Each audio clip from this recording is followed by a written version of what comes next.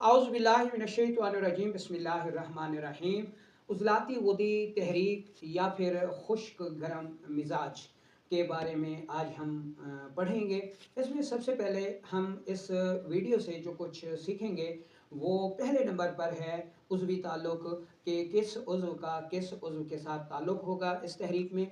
उसके बाद हालत सेहत में इस तहरीक की क्या ज़रूरत होगी, और तीसरे नंबर पर हालत मर्ज़ में हम इस तहरीक को पढ़ेंगे। उसके बाद इस तहरीक की पहचान के तरीके भी हम पढ़ेंगे। उसके अलावा इस वीडियो से हम इस तहरीक की ग़िज़ाएँ कौन कौन सी हैं वो जानेंगे। उसके बाद हम इस तहरीक में पैदा शुदा अमराज़ कौन कौन से हैं उनके मुतालिक बात करेंगे, और फिर इस तहरीक का असूल इलाज क्या होगा उसके बारे में भी हम पढ़ेंगे। और इसके साथ साथ अवाम उन्नास के लिए जो है इस तहरीक के नतीजे में पैदा होने वाले अमराज़ के मुतालिक चंद बेहतरीन होम रेमेडीज़ भी बताएंगे। अस्सलामु अलैकुम रहमतुल्लाहि व बरकातुहू। मेरा नाम हकीम लियाकत अली खिची है और मैं गवर्नमेंट तिबिया कॉलेज बहावलपुर से क्वालिफाइड तबीब हूँ, और आप देख रहे हैं हमारा यूट्यूब चैनल हकीम लियाकत भाई। तो अपने टॉपिक की तरफ बढ़ने से पहले आपसे गुजारिश है कि अगर आपने हमारा ये चैनल सब्सक्राइब नहीं किया तो जल्दी से इसे सब्सक्राइब कर दें और साथ लगे घंटे के बटन को भी दबा दें, ताकि तिब सेहत के हर मौजू पर नई आने वाली वीडियो आपको सबसे पहले मिलती रहे। तो चलते हैं बिना किसी देर के और शुरू करते हैं आज की इस इंटरेस्टिंग वीडियो को। तो इसमें सबसे पहले हम इस तहरीक में या इस मिजाज में उज़वी ताल्लुक़ को पढ़ेंगे।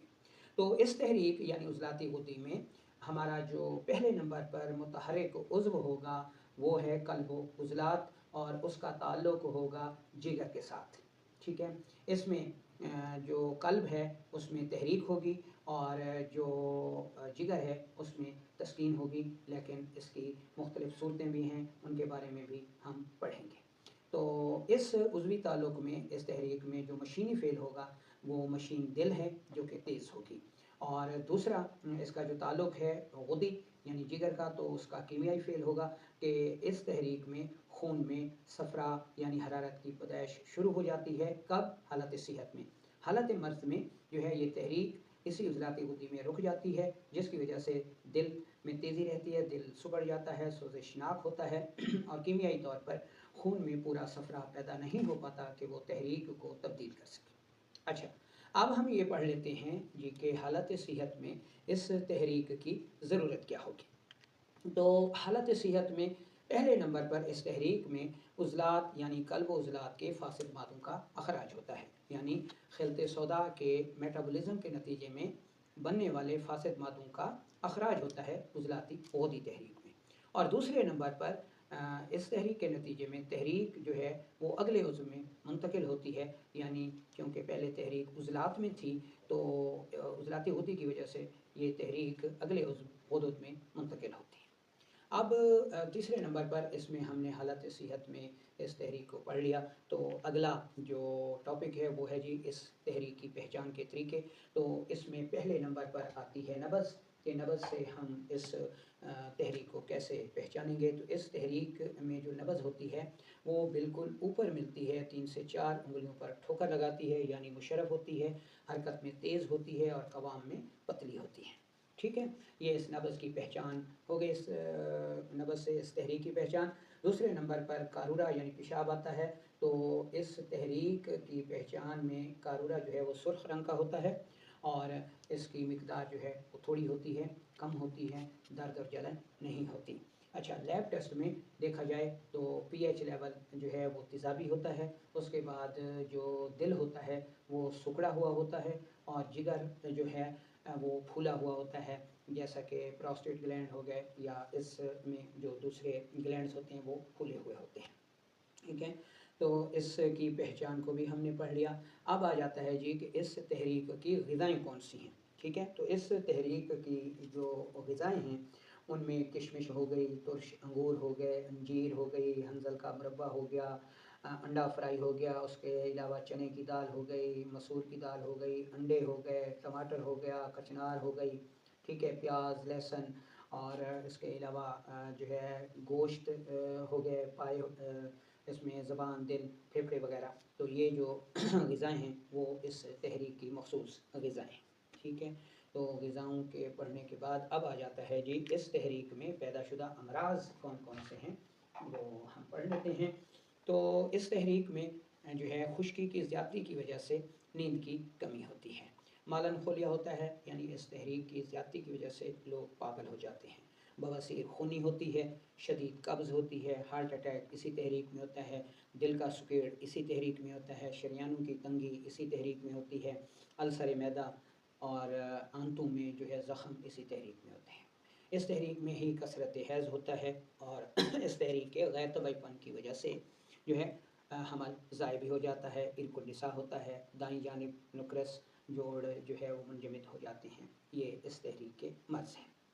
اب آ جاتا ہے اس تحریک کا اصول علاج۔ تو اس تحریک کا اصول علاج 2 مراحل میں ہوتا ہے، ٹھیک ہے، اس کا جاننا جو ہے وہ ایک معالج کے لیے بہت ضروری ہے۔ اچھا، اس میں پہلا مرحلہ یہ ہے کہ اس میں خون نہ آ رہا ہو، عضلاتی غدی تحریک میں خون نہ آ رہا ہو، ٹھیک ہے۔ تو اس صورت میں جو اصول علاج ہوگا، اس کے لیے جو ادویات ہوں گی وہ جو ہے غدی عضلاتی ملین، ٹھیک ہے، مسہل، اکسیر، تریاک، محرک شدید آ جاتا ہے، ٹھیک ہے۔ اچھا، دوسرا اس تحریک کا مرحلہ تب ہوگا اصول علاج کا جب اس میں خون آتا ہے، ٹھیک ہے۔ اچھا، اس میں بھی 2 چیزوں کو آپ نے مد نظر رکھنا ہے۔ نمبر 1، خون اگر سیاہی مائل ہے تو تب بھی آپ نے خون کو روکنا نہیں، بلکہ اس میں جو ہے غدی عضلاتی محرک شدید تک جو ہے دینی ہے۔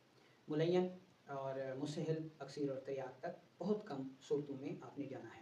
اس میں صرف جب خون آ رہا ہو لیکن سیاہی مائل ہو تو آپ نے غدی عضلاتی محرک شدید تک علاج دینا ہے۔ اچھا، اگر خون شوخ سرخ آ رہا ہو تو ایسی صورت میں پھر آپ نے اس عضلاتی غدی تحریک کا علاج اعصابی غدی سے کرنا ہے، رطوبات پیدا کر کے مریض کی جان بچانی ہے، کیونکہ خون ہے تو جان ہے۔ تو ایسی صورت میں آپ نے سب سے پہلے جریان خون کو روکنا ہے۔ اس میں آپ نے 6 نمبر یعنی گرم رطوبات سے علاج کرنا ہے۔ جب جریان خون رک جائے تو پھر آپ نے، ٹھیک ہے، غدی عضلاتی یا غدی اعصابی میں علاج مکمل کر لینا ہے، کس کا؟ عضلاتی غدی کا، ٹھیک ہے۔ اب اس تحریک کے مریضوں کے لیے، ٹھیک ہے، عام جو پبلک ہے اس کے لیے ایک بہترین قہوہ، ٹھیک ہے، آپ نوٹ کر لیں، ٹھیک ہے، یہ آپ نے اس میں استعمال کرنا ہے جب خون نہ آ رہا ہو۔ جب اس تحریک میں خون آ رہا ہو تو آپ نے خود علاج نہیں کرنا بلکہ اپنے معالج کو علاج کا موقع دینا ہے۔ تو قہوہ نوٹ کر لیں، اس میں آپ نے تیز پتہ لینا ہے 5 عدد، ٹھیک ہے، اور اس کے بعد پودینہ لینا ہے 2 گرام، قہوہ بنا لینا ہے، گڑ سے میٹھا کر لینا ہے، 1 کپ صبح دوپہر شام استعمال کرنا ہے۔ اب دوسری ہوم ریمیڈی نوٹ کر لیں کہ اس میں آپ نے میتھی دانہ لینا ہے، اور جو دوسری چیز لینی ہے وہ آپ نے تیز پتہ لینا ہے۔ دونوں چیزیں برابر وزن لے کر انتہائی باریک پاؤڈر بنا لیجئے، اور 1 گرام یعنی چائے والی چمچ کا چوتھائی حصہ صبح دوپہر شام آپ نے استعمال کرنا ہے، ٹھیک ہے۔ پیچیدگیوں کی صورت میں، جریان خون کی صورت میں، ٹھیک ہے، تو آپ نے جو ہے اپنے معالج کے پاس جانا ہے، خود علاج نہیں کرنا، ٹھیک ہے۔ تو اسی کے ساتھ اجازت دیجیے، اللہ حافظ۔ آپ کو اس تحریک اور اس مزاج میں پیدا ہونے والے امراض کی اور اصول علاج کی سمجھ آ گئی ہوگی۔ اگر کوئی چیز سمجھ نہیں آتی تو پھر آپ پوچھ سکتے ہیں، لیکن کب؟ جب آپ اس ویڈیو کو پورا سن لیں۔ یہ نہیں کہ صرف اس ویڈیو کا ٹائٹل دیکھتے ہی آپ کومنٹس میں آ کے سوال کرنے لگ جائیں۔ ہو سکتا ہے کہ آپ کے اس سوال کا جواب پہلے ہی اس ویڈیو میں دیا جا چکا ہو، تو پھر ہمارا وقت ضائع ہوتا ہے، ٹھیک ہے۔ تو ایسا نہ کریں بلکہ ویڈیو کو سنیں، ہو سکتا ہے اس میں آپ کے سوال کا آلریڈی جواب آ چکا ہو۔